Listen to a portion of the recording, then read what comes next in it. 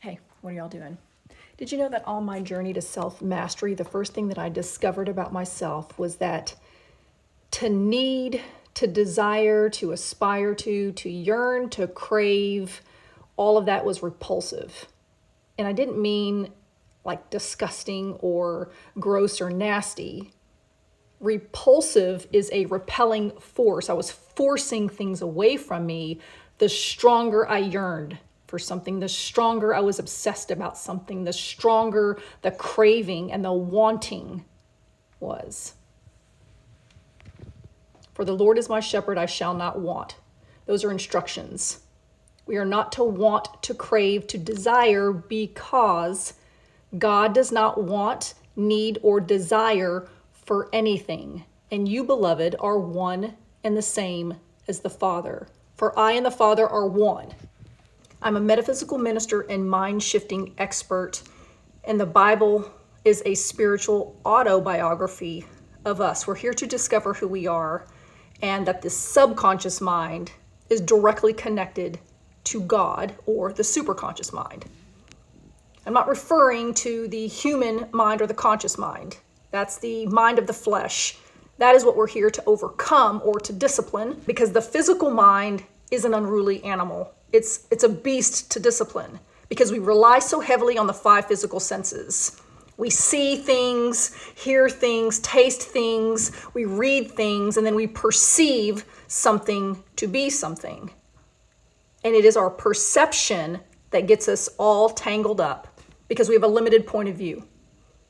It's the perceptive faculty that misguides us, that deceives us. It's the left brain hemisphere, the conscious mind or physical mind. It has many names. That's not the mind that I'm speaking of. When we drop our brainwaves into the lowest alpha brainwave frequency state, I call that the alpha-theta border.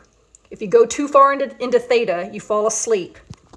You can't control the imagination. You can't control your emotional pictures, the imagery in the mind. So, but if you can just hover at that alpha-theta border, it's a transcendental state within you, euphoric.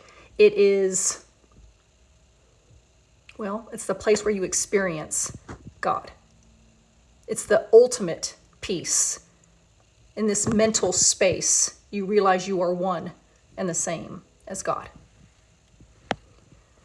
So we're here to overcome and graduate from needing and desiring and wanting, because when you understand that you are one and the same as God, you are omnipotent, you are omnificent, you are omnibenevolent, you are omnicompetent. Means you are all knowing, all having, all wise, all loving.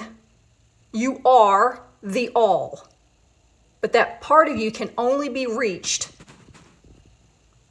when you experience profound silence. The alpha-theta border is the profound silence that I speak of. Some people call that meditation. Call it whatever you want. But physiologically, the brain waves are oscillating so slow that you become one with God and you realize who you are.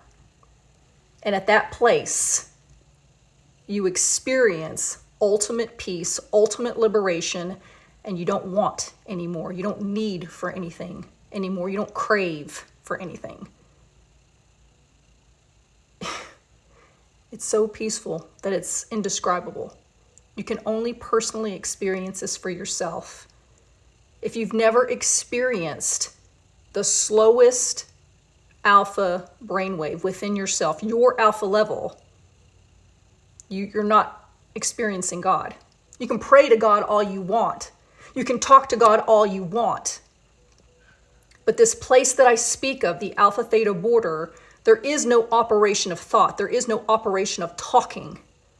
You don't have to talk to God because you are already with God. You are one with God. And he already knows what you want. He already, this God within you already knows what you want. And then you become one with it. You become one with your creation, one with your desire. You're not separate from it. Until you stop desiring and stop needing and stop craving, you still think that you're separate from the very thing that you want.